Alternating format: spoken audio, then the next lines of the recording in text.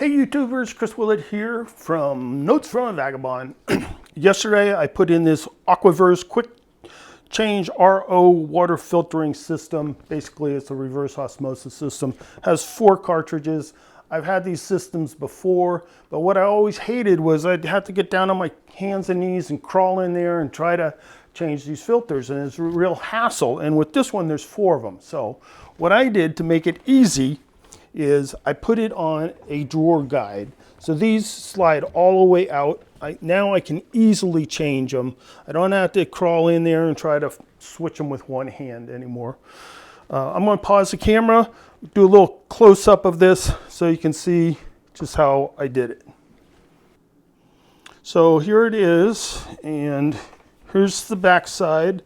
So it's just, I took a 2x6 and furred out my cabinet, and then I just put 2 drawer guides on it and a piece of wood, and it slides in and out. I really like it.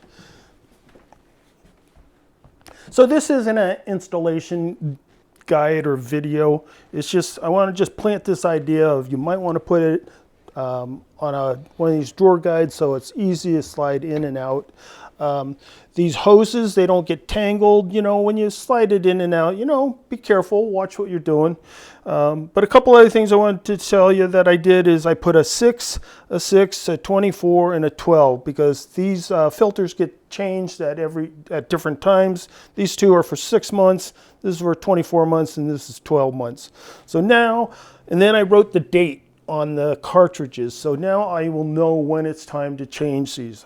And the other thing I did is I put all the instructions that came in a nice plastic bag, and I'm going to stuff it back in there with some of these other hoses and a couple other parts. So if I ever need a part or something's wrong, I know where the instructions are. Anyway, if you like this video, give it a thumbs up, subscribe to my channel, leave a comment down below. Really appreciate you watching. Thanks. Bye.